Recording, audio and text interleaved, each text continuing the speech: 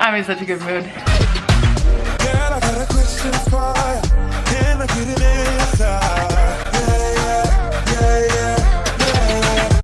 Hey guys, what is up? Welcome back to my channel. Today's video is going to be all about some healthy habits that have changed my life. A few weeks ago, you guys would have known I did a Q&A, and one of the questions was, what are some healthy habits that you've incorporated into your life that have changed your life for the better? And I thought it was such a good question that it deserved its own video. So here we are. Okay, so the first one is having a healthy outlet. And what I mean by that is like having healthy coping mechanisms for negativity and stress.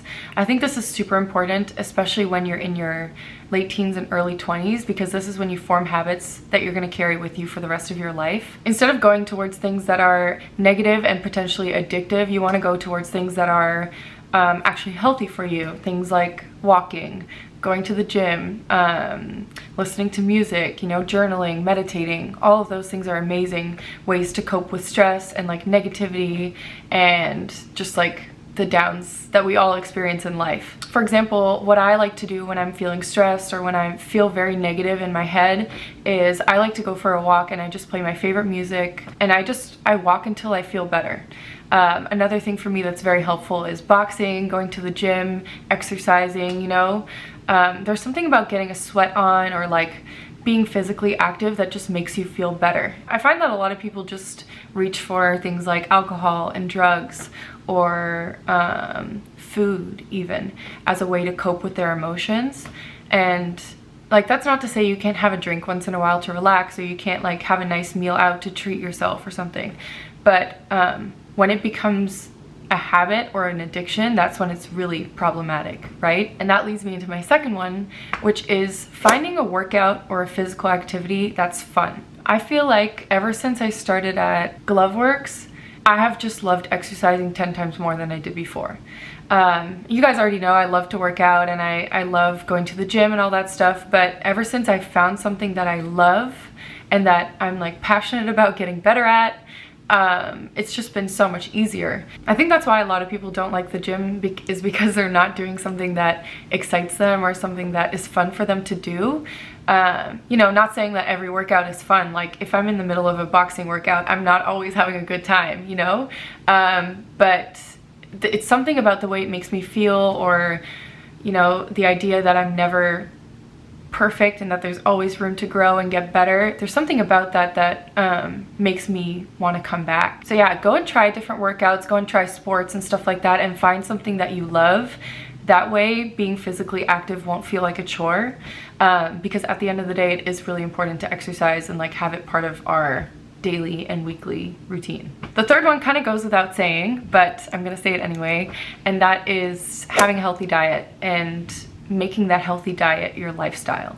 And I'm not talking about like going on a diet or like, you know, doing drastic things. It's more about just like prioritizing a wholesome, balanced food lifestyle, I guess. I think a lot of people don't realize how much food affects them and how much their energy and productivity and their overall happiness is dependent on what they fuel their body with. Eating healthy and eating right for your body will change your life. It will change your energy levels, it will change your productivity. And for me, eating healthy and fueling my body versus picking out and eating bad things is the difference between me having a really good productive day and me feeling sluggish and not being able to do very much, you know? Number 4 is stop procrastinating. This is huge, because I think, like, I wouldn't say that I'm a procrastinator like at all actually, but I think sometimes in life we all kind of procrastinate certain things, and I've just learned that procrastinating, whatever it is, gives me stress. So something that I've started doing is when something comes in my mind and I know I have to do it, I do it right away. Whether that's like sending an email, whether it's reaching out to somebody, whether it's doing something for my vlog or for my agency, I have to do it right then and there. Otherwise I know I'm not gonna do it. So that's something that I try and do as much as I can. If I can't do it, I make sure to write it in my notes. I use my notes like crazy.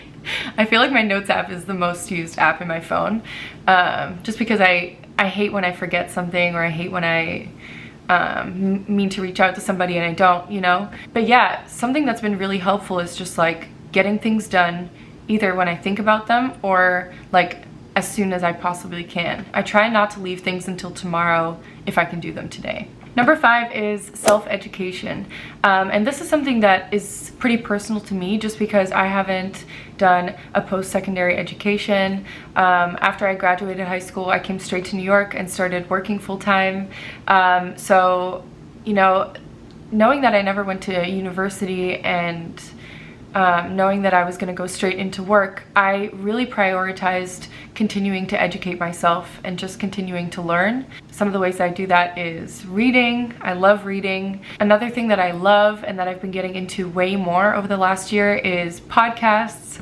I don't listen to a lot of podcasts, but I listen to a few that are really informative and educational. The podcasts that I like to listen to the most are the ones that talk about entrepreneurs telling their story, talking about how they built themselves up, some of the wins and losses that they've had, things they would have done different. You know, I love hearing those stories and I just find it so inspiring. I'll actually leave a little list down below of some of the podcasts and books that I like. You know, I just think sometimes once we get into the real world and we start working every day and it's maybe a job that's very monotonous, like we sometimes stop learning, and we shouldn't. You know, we should continue to read and we should continue to learn. And I think like prioritizing that in my life, whether it's reading a book or listening to a podcast or doing a course like my investment course, not only has that just helped me in life in general, but it's also helped my confidence because I feel more capable. Number 6 is journaling. And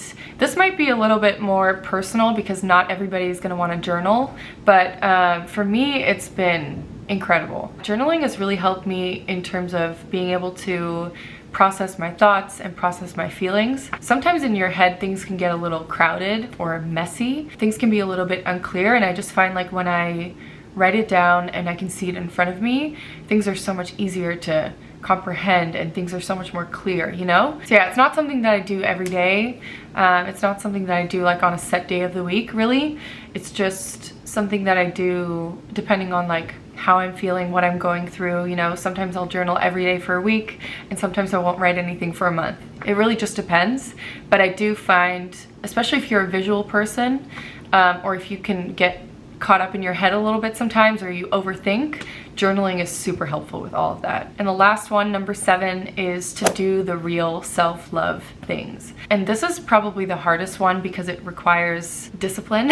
And it sometimes, you know, makes us have to go deep into ourselves where we might not even want to go. As much as it's uncomfortable sometimes and something that we don't necessarily want to do, I feel like it's something that we owe ourselves. And what I mean by real self-love things is like reflecting on like your behavior and the decisions that you make in life and your feelings and maybe your coping mechanisms like we spoke about earlier. Are you dealing with your feelings properly? You know, are you acknowledging them, or are you just numbing them, or are you distracting yourself from them? Another self-love thing is being brutally honest with yourself. Are you slacking? Are you making excuses? Are you working as hard as you can, or are you kind of letting things slide? You know what I'm saying? And I've spoken about this in my videos before. Like, I think sometimes the things that are publicly seen as self-love aren't necessarily self-love. Like, these are the self-love things that really matter. Ever since I started being really aware about my behavior and my choices and the honesty that I have towards myself, like, am I really working as hard as I think I am in my head? You know, am I really like making the choices that I think I'm making in my head? That's when I was able to move forward quicker in my life, and that's when things started to accelerate for me because I was just cutting the crap with myself, you know? I think when we're young, we have people in our lives who do that for us, like our parents, if we're lucky, or a mentor, if we're lucky to have those people. But eventually you get to an age where you kind of have to start doing that for yourself. And I found like when I started doing that for myself and being able to have that relationship where I'm able to be hard on myself in a positive way and like take control of my behavior and my choices, that's when I saw the biggest change. So guys, that is gonna be it for this video. I really hope you guys enjoyed it. Leave me a comment down below, let me know what you thought. And if you guys have time, let me know some of the healthy habits that have changed your life, something that you think that I could find really useful, or that other subscribers could find really useful. I'd love to hear. Give this video a thumbs up if you enjoyed it. Don't forget to subscribe if you're new, and I'll see you in the next one. Mwah!